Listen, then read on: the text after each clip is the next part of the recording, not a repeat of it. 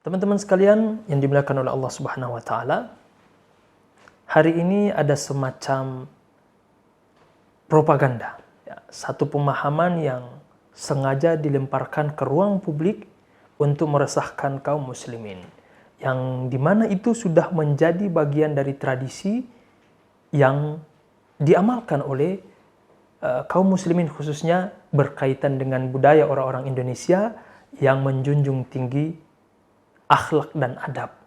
Apa itu?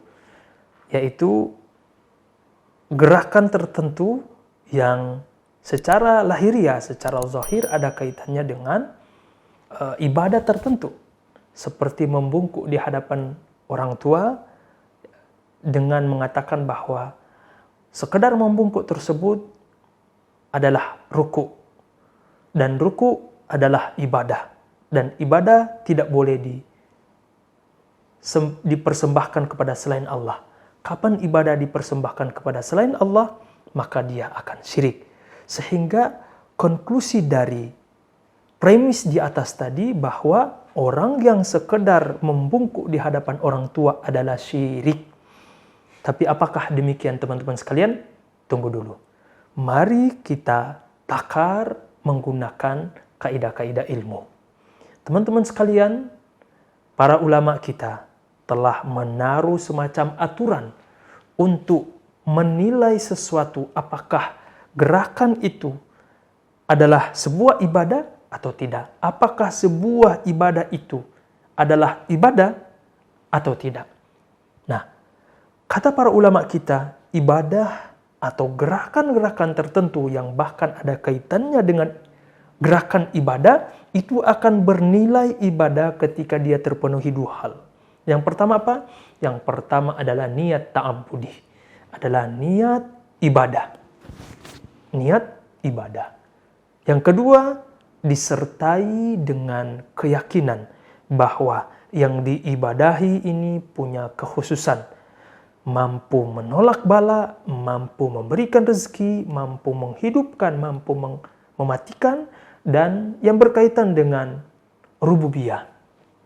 Sehingga dari aturan di atas yang disebutkan oleh para ulama kita, maka gerakan apapun itu, bahkan gerakan tersebut, kalau terpenuhi aturan di atas tadi, walau tidak ada kaitannya dengan gerakan-gerakan ibadah, maka dia akan bernilai ibadah. Dan ketika gerakan tersebut dipersembahkan kepada selain Allah, maka hal tersebut adalah syirik. Ya.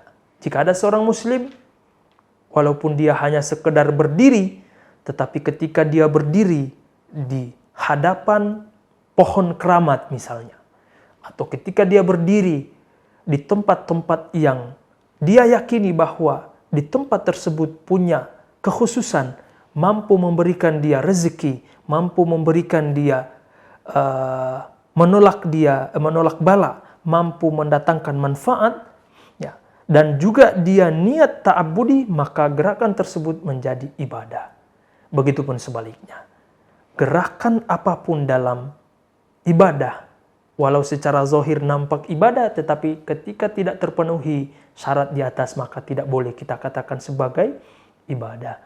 Karena kalau tidak teman-teman sekalian, maka konsekuensinya berat sekali. Kita akan mensyirikkan para malaikat. Kita akan mensyirikkan keluarga, ayah, dan orang tua dari Nabi Yusuf, karena mereka telah sujud di hadapan Nabi Yusuf. Nah, tapi ternyata sujud mereka, yaitu sujudnya orang tua Nabi Yusuf, Nabi Yakub dan ibunya, itu kata para ulama kita tidak terpenuhi aturan ibadah.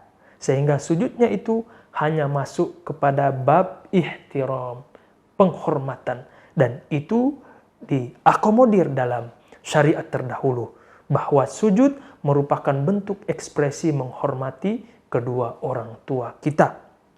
Ya, sebagaimana bentuk penghormatan hari ini, yaitu membungkuk di hadapan orang-orang tua kita, sebagai bentuk kita menghormati mereka. Maka sekedar membungkuk di hadapan orang tua kita, itu bukan ibadah. Sekedar sujud misalnya, walaupun ada orang sujud kepada selain Allah, tetapi tidak terpenuhi syarat yang kita sebutkan tadi, maka sujud tersebut tidak boleh kita katakan sebagai sujud ibadah.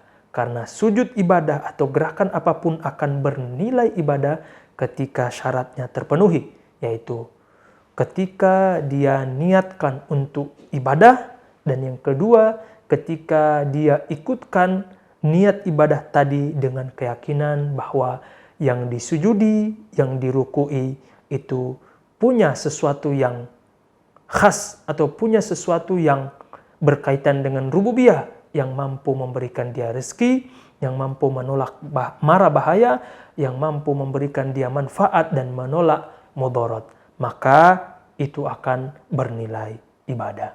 Tapi sebaliknya, kapan dia tidak terpenuhi, maka zalim kita kemudian memaksa ya untuk diarahkan kepada saudara-saudara kita yang hanya sekedar ruku atau membungkuk kepada kedua orang tuanya misalnya, atau kepada orang-orang tua yang dia hormati sebagai bentuk ibadah. Ini adalah bentuk kezaliman kepada saudara kita. Wallahu ta'ala a'lam. Assalamualaikum warahmatullahi wabarakatuh.